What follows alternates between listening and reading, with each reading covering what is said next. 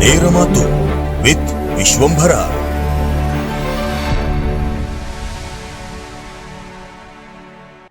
ಶಾಖೆಗೆ ಪ್ರತಿನಿತ್ಯ ಶಾಖೆಗೆ ಹೋಗೋದು, ಕಾರ್ಯಕ್ರಮದಲ್ಲಿ ಭಾಗವಹಿಸುವಂತ ಪ್ರಕ್ರಿಯೆ ಅಲ್ಲಿಂದ ಪ್ರಾರಂಭ ಆಗಿತ್ತು. ಸೊ ಅಲ್ಲಿಂದ ನಾವು 1-2 ವರ್ಷ ABVPಯಲ್ಲೂ ಕೆಲಸ ಮಾಡಿದ್ವಿ ಕಾಲೇಜ್ ಜೀವನದಲ್ಲಿ. ನನಗೆ ಹೆದರಿಕೆ ಇರೋದು ಮುಸ್ಲಿಮರಿಂದಲ್ಲ, ಕ್ರಿಶ್ಚಿಯನ್ರಿಂದಲ್ಲ, ನಾಸ್ತಿಕವಾದಿ ಕಮ್ಯುನಿಸ್ಟ್ರಿಂದ ಅಲ್ಲ. ನನಗೆ ಹೆದರಿಕೆ ಇರೋದು ಹಿಂದೂಗಳಿಂದ. 10 ವರ್ಷ ಬಿಜೆಪಿಯವರು ನನ್ನನ್ನು ಗೋವಾ ಬ್ಯಾನ್ ಮಾಡಿದ್ರು. ಇವರು ಸ್ವಾತಂತ್ರ್ಯ, ಇವರು ಹಿಂದುತ್ವ, ಇವರು ಹೇಳುವಂಥದ್ದು ನನಗೆ ಕೆಲವೊಂದ್ಸಲ ನಗು ಬರ್ತಾ ಇದೆ, ಸಿಟ್ಟು ಬರುತ್ತೆ. ಇವ್ರ ಬಗ್ಗೆ ಹೇಸಿಗೆ ನಿರ್ಮಾಣ ಆಗುತ್ತೆ. ನಾನು ಮೋದಿಯಿಂದ ಹಿಡಿದು ಎಲ್ಲರಿಗೂ ಪತ್ರ ಬರುತ್ತೆ. ಇವತ್ತು ಬೇರೆ ಬೇರೆಯವರು ಹೇಳ್ತಾರೆ, ನಾಯಕರು ದಲಿತರನ್ನ, ನಾಯಕರು ಕಾರ್ಯಕರ್ತರನ್ನು ದೂರ ಬಿಡ್ತಾರೆ, ನಾಯಕರು ಮಾತ್ರ ಆರಾಮಾಗಿರ್ತಾರೆ AC ರೂಮ್ನಲ್ಲಿ ಅಂತ ಹೇಳ್ತಾರೆ. ಇಲ್ಲ, ಪ್ರಮೋದ್ ಮುತಾಲಿಕ್ ಅದಕ್ಕೆ ನಾನು ತೋರಿಸ್ಕೊಟ್ಟೆ, ಕಾರ್ಯಕರ್ತರಿಗೆ ಮಾದರಿಯಾದೆ. ಮುತಾಲಿಕರೇ ಕೇಸ್ ಹಾಕೊಂಡಿದ್ದಾರೆ, ನಮಗೇನ್ರಿ, ನಾವು ಹಾಕೊಳ್ತೀವಿ, ನಾವು ಹೋರಾಟ ಮಾಡ್ತೀವಿ. ಪ್ರಿಯ ವೀಕ್ಷಕರೇ, ಈ ವಿಡಿಯೋವನ್ನ ನೋಡೋದಕ್ಕೂ ಮೊದಲು ನಮ್ಮ ಚಾನೆಲ್ ಅನ್ನ ಇನ್ನು ಸಬ್ಸ್ಕ್ರೈಬ್ ಮಾಡ್ಕೊಂಡಿಲ್ಲ ಆದ್ರೆ ತಕ್ಷಣವೇ ಸಬ್ಸ್ಕ್ರೈಬ್ ಮಾಡ್ಕೊಳ್ಳಿ. ಹಾಗೆ ವಿಡಿಯೋ ಇಷ್ಟ ಆಗಿದ್ರೆ ಶೇರ್ ಮಾಡಿ. ನಮಸ್ಕಾರ. ವಿಶ್ವಂಬರ ಟಿವಿಯ ವಿಶೇಷ ಸಂದರ್ಶನ ಕಾರ್ಯಕ್ರಮ. ನಾನು ಪ್ರವೀಣ್ ಹೆಗಡೆ. ನಮ್ಮೊಂದಿಗಿದ್ದಾರೆ ಹಿಂದೂ ಸಮಾಜಕ್ಕೆ ಒಂದು ಮಹಾನ್ ಕೊಡುಗೆ ಅಂತ ಹೇಳ್ಬೋದು ಇವರನ್ನು. ಹಿಂದೂ ಸಮಾಜದ ಸಲುವಾಗಿ ತಮ್ಮ ಜೀವನವನ್ನೇ ಮುಡಿಪಾಗಿಟ್ಟ ಒಂದು ವಿಶೇಷ ವ್ಯಕ್ತಿತ್ವ, ಅದು ಪ್ರಮೋದ್ ಮುತಾಲಿಕ್ ಅವರು. ಪ್ರಮೋದ್ ಮುತಾಲಿಕ್ ಅವರಿಗೆ ಈ ಕಾರ್ಯಕ್ರಮಕ್ಕೆ ಸ್ವಾಗತ.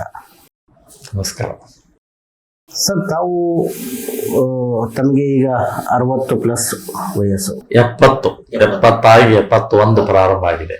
ಬಹುಶಃ ತಮ್ಮ ಜೀವನವನ್ನು ಇಷ್ಟು ವರ್ಷಗಳ ಕಾಲ ನೀವು ಈ ಹಿಂದುತ್ವ, ಹಿಂದೂಗಳ ರಕ್ಷಣೆ, ಹೋರಾಟ, ಇದರ ಸಲುವಾಗಿ ಜೀವನವನ್ನು ಮುಡಿಪಾಗಿಟ್ಟಿದ್ದೀರಿ. ಯಾಕೆ? ಒಂದು, ನಮ್ಮ ತಂದೆಯವರು RSS ತಾಲೂಕಾ ತಾಲೂಕಾ ಸಂಘ ಚಾಲಕರಾದರು. ಹಾಗಾಗಿ ಮನೆಯಲ್ಲಿ ಒಂದು RSS ಮನೆ ಅಂತನ್ನೋ ಹಾಗೆ ನಾವೆಲ್ಲ ಬೆಳೆದಿವಿ. ಶಾಖೆಗೆ ಪ್ರತಿನಿತ್ಯ ಶಾಖೆಗೆ ಹೋಗೋದು, ಕಾರ್ಯಕ್ರಮದಲ್ಲಿ ಭಾಗವಹಿಸುವಂತ ಪ್ರಕ್ರಿಯೆ ಅಲ್ಲಿಂದ ಪ್ರಾರಂಭ ಆಗಿತ್ತು. ಸೊ ಅಲ್ಲಿಂದ ನಾವು 1-2 ವರ್ಷ ABVPಯಲ್ಲೂ ಕೆಲಸ ಮಾಡಿದ್ವಿ ಕಾಲೇಜ್ ಜೀವನದಲ್ಲಿ. ಆ ನಂತರ ನನ್ನ ಕಾಲೇಜ್ ಎಂಡಿಗೆ ಎಮರ್ಜೆನ್ಸಿ ಬಂತು 75ನೇ ಇಸ್ವಿಯಲ್ಲಿ. ತುರ್ತು ಪರಿಸ್ಥಿತಿ ಬಂದಂತ ಸಮಯದಲ್ಲಿ ನನಗೊಬ್ಬ ನಮ್ಮ ಹಿರಿಯರು, ಮಾರ್ಗದರ್ಶಕರು ಆದಂತ ವಿಠಲ್ ಅಡಕೆ ಅಂತ ಹೇಳಿ ನಮ್ಮ ಗುರುಗಳವರು, ಅವರು ನನ್ನನ್ನ ಸಂಘದ ಪ್ರಚಾರಕನಾಗಿ ರೂಪಿಸಿದರು. ಸೊ ಅಲ್ಲಿಂದ ನಾನು ಹೊರಗಡೆ ಬಂದೆ. ಸೊ ವಾಪಸ್ ಬರಲೇ ಇಲ್ಲ. ಸೊ ನಿರಂತರವಾಗಿ ನನ್ನ ಈ ರಾಷ್ಟ್ರೀಯ ವಿಚಾರಧಾರೆ ಸಂಘ, ವಿಶ್ವ ಹಿಂದೂ, ಬಜರಂಗ ದಳ, ಶಿವಸೇನೆ, ಆಮೇಲೆ ಶ್ರೀರಾಮ್ ಸೇನೆ. ಸೊ ಈಗ ಶ್ರೀರಾಮ್ ಸೇನೆಯ ಸಂಘಟನೆಯ ರಾಷ್ಟ್ರೀಯ ಅಧ್ಯಕ್ಷನಾಗಿ ಕೆಲಸ ಮಾಡ್ತಾ ಇದ್ದೀನಿ. ನಿರಂತರವಾಗಿ 22 ವರ್ಷ ಸಂಘದ ಪ್ರಚಾರಕ, ಈಗಲೂ ಪ್ರಚಾರಕನೇ. ನನ್ನ ಜೀವನ ಪೂರ್ತಿ ಪ್ರಚಾರಕರ ಜೀವನ ಮಾದರಿಯಲ್ಲೇ ನಡೀತಾ ಇದ್ದೀನಿ. ಸೊ ಇದೊಂದು ಹೆಮ್ಮೆಯ ವಿಷಯ. ನಾನು ಈ ಕಾರ್ಯದಲ್ಲಿ ನನಗೊಂದು ಅವಕಾಶ ದೇವರು ಮಾಡಿಕೊಟ್ಟ.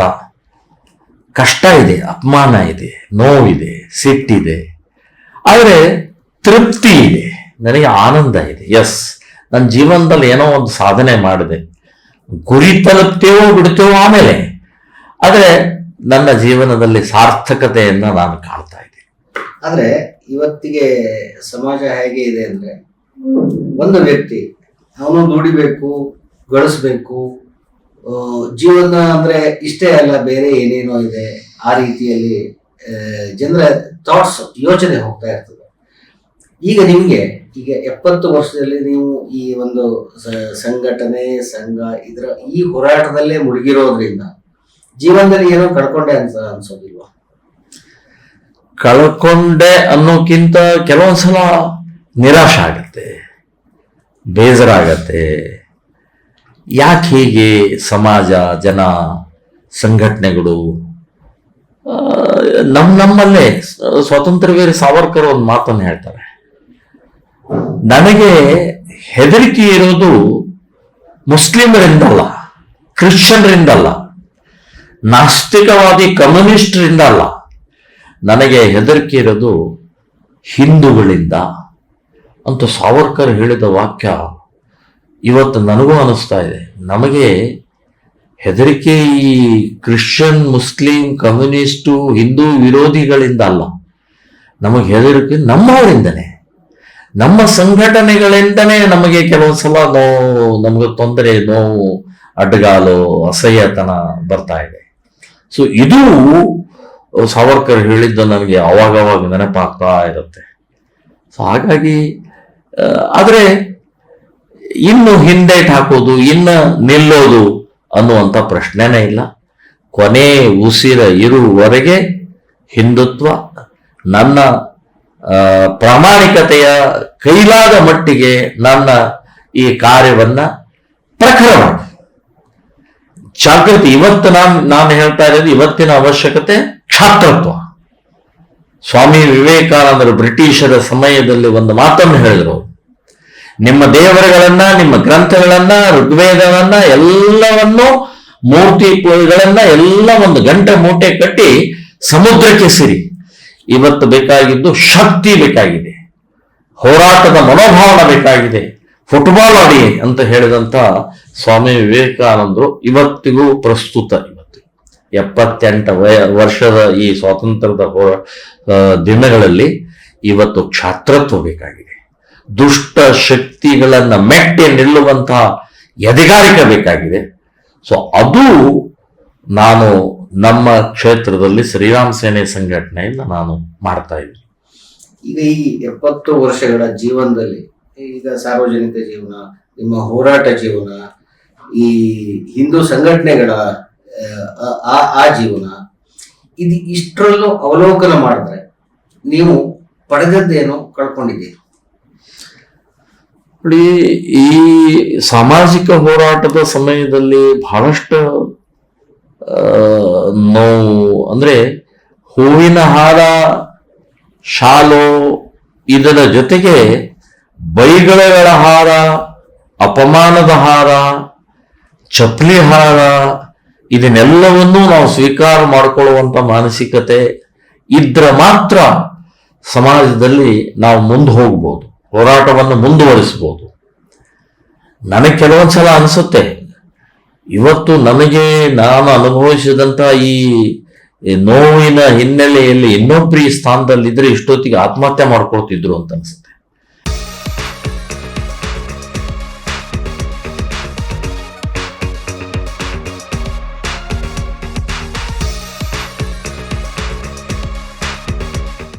ನನಗೆ ಏನೋ ದೇವರು ಒಂದು ಶಕ್ತಿ ಕೊಟ್ಟಿದ್ದಾನೆ, ಆ ತಡ್ಕೊಳ್ಳುವಂತ ತಾಳ್ಮೆ ಕೊಟ್ಟಿದ್ದಾನೆ.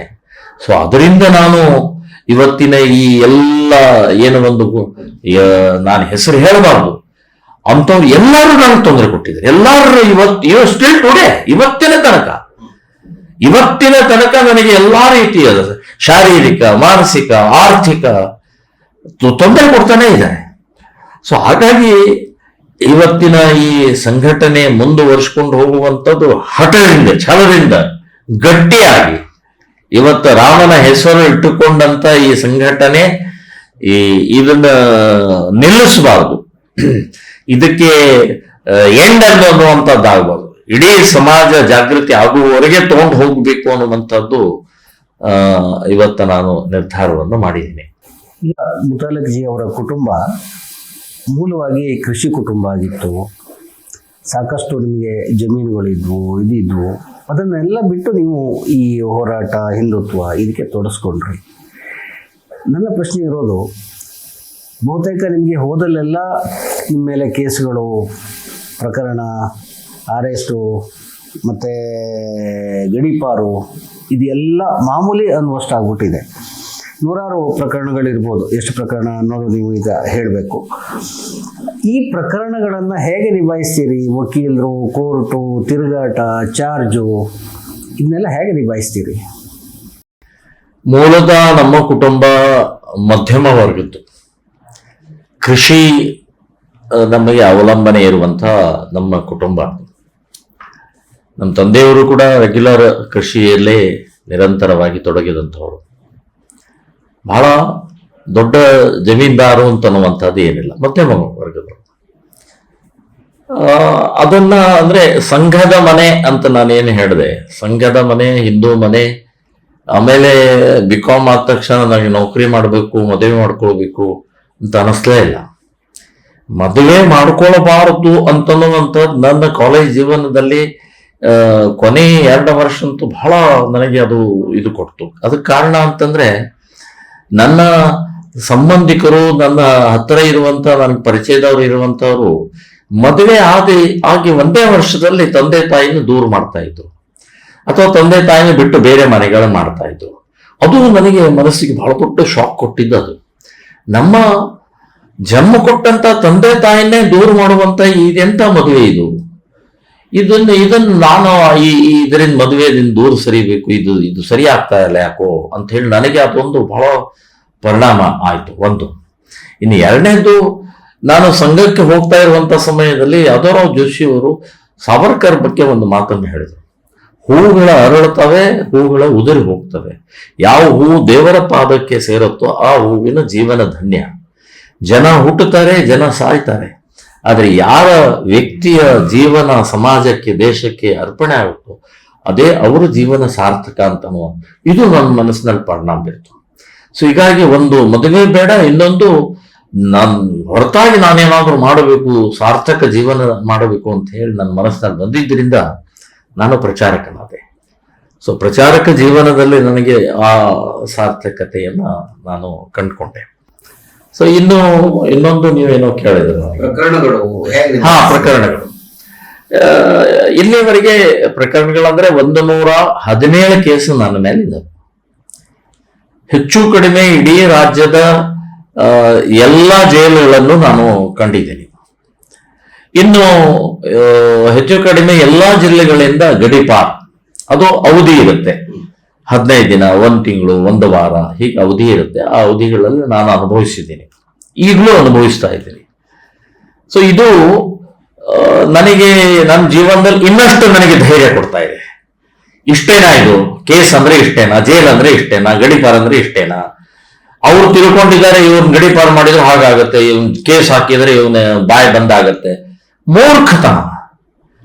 ನಾನು ಒಂದು ಸತ್ಯವನ್ನು ಹೇಳಲೇಬೇಕಿಲ್ಲಿ.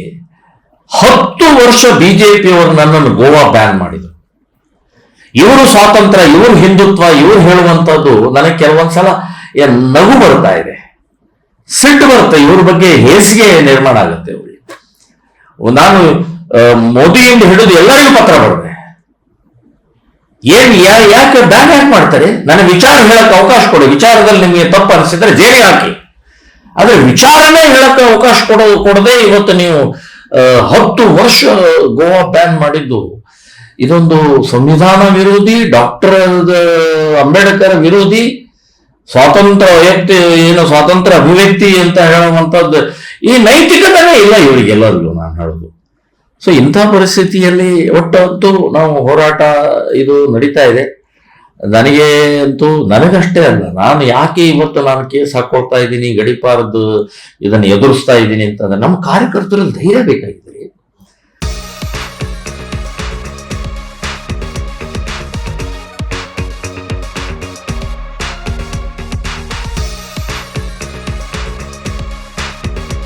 ಪೊಲೀಸ್ ಸ್ಟೇಷನ್ ಅಂದ್ರೆ ಒಬ್ಬ ಪೊಲೀಸ್ ಬಂದ್ರೆ ಹೆದರ್ಕೊಂಡು ಸಾಯ್ತಾ ಇರುವಂತ ಸಮಾಜದಲ್ಲಿ ಧೈರ್ಯದಿಂದ ನಾವು ಮಾಡ್ತಾ ಇರುವಂತ ಕಾರ್ಯ ಇಲ್ಲ, ರೇಪ್ ಮಾಡ್ತಾ ಇಲ್ಲ, ಡೂಪ್ಲಿಕೇಟ್ ವ್ಯವಹಾರಗಳನ್ನು ಮಾಡ್ತಾ ಇಲ್ಲ, ಕಾನೂನು ಬಾಹಿರ ವ್ಯವಹಾರ ಮಾಡ್ತಾ ಇಲ್ಲ, ನಮ್ಮ ಹಿಂದುತ್ವದ ಕಾರ್ಯವನ್ನ ಮಾಡ್ತಾ ಇರುವಂತದ್ದು ಸತ್ಯ, ನ್ಯಾಯ, ಧರ್ಮ, ದೇಶಭಕ್ತಿಯನ್ನ ಮಾಡ್ತಾ ಇದ್ದೀನಿ. ಇದಕ್ಕೋಸ್ಕರ ಹೆದರುವಂತ ಅವಶ್ಯಕತೆ ಇಲ್ಲ ಅಂತಾನೆ ನಾನು ಕೇಸ್ಗಳ ಹಾಕೊಂಡು ಮಾದರಿಯಾದೆ. ಇವತ್ತು ಬೇರೆ ಬೇರೆಯವರು ಹೇಳ್ತಾರೆ ನಾಯಕರು ದಲಿತರನ್ನ, ನಾಯಕರು ಕಾರ್ಯಕರ್ತರನ್ನ ದೂರ ಬಿಡ್ತಾರೆ, ನಾಯಕರು ಮಾತ್ರ ಆರಾಮಾಗಿರ್ತಾರೆ AC ರೂಮ್ ನಲ್ಲಿ ಅಂತ ಹೇಳ್ತಾರೆ. ಇಲ್ಲ, ಪ್ರಮೋದ್ ಮುತಾಲಿಕ್ ಅದಕ್ಕೆ ನಾನು ತೋರಿಸ್ಕೊಟ್ಟೆ, ಕಾರ್ಯಕರ್ತರಿಗೆ ಮಾದರಿಯಾದೆ. ಮುತಾಲಿಕರೇ ಕೇಸ್ ಹಾಕೊಂಡಿದ್ದಾರೆ, ನಮಗೇನ್ರಿ, ನಾವು ಹಾಕೊಳ್ತೀವಿ, ನಾವು ಹೋರಾಟ ಮಾಡ್ತೀವಿ. ಆ ಧೈರ್ಯ ಇವತ್ತು ಬಂದಿದ್ದು ನನ್ನ ಈ ಹೋರಾಟದ ಈ ಪರಿಣಾಮದಿಂದನೇ ಧೈರ್ಯ ಬಂದಿದೆ. ಇವತ್ತು ಪೊಲೀಸ್ ಸ್ಟೇಷನ್ದಲ್ಲೇ ನಮ್ಮ ಶ್ರೀರಾಮ್ ಸೇನೆ ಸಂಘಟನೆಯ ತಾಲೂಕು ಅಧ್ಯಕ್ಷ ಕುತ್ಕೊಳ್ತಾನೆ ಇವತ್ತು. ಯಾಕೆ ನಾವು ಗೋವುಗಳನ್ನು ಹಿಡಿದಿದ್ದೀವಿ, ನಾವು ಕೇಸ್ ಹಾಕಿ ಅವ್ರ ಮೇಲೆ ಅಂತ ಹೇಳ್ತಾನೆ. ನಮ್ಮ ಹಿಂದೂ ಹುಡುಗಿ ಓಡೋಗಿದ್ದಾರೆ, ಕೇಸ್ ಮಾಡ್ಕೊಳ್ಳಿ ಅಂತ ಹೇಳ್ತಾನೆ. ಇದು ಧೈರ್ಯ ಬಂದಿದ್ದು ನಮ್ಮ ಈ ಹೋರಾಟದ ಪರಿಣಾಮದಿಂದ ಕಾರ್ಯಕರ್ತರೆಲ್ಲ ಒಂದು ಧೈರ್ಯ ಬಂತು, ಸಂಘಟನೆ ಬೆಳೀತು. ವೀಕ್ಷಕ ಮಹಾಪ್ರಭುಗಳೇ, ನಮ್ಮ ಚಾನಲ್ ಅನ್ನು ಸಬ್ಸ್ಕ್ರೈಬ್ ಮಾಡಿ, ಶೇರ್ ಮಾಡಿ, ಪ್ರೋತ್ಸಾಹಿಸಿ.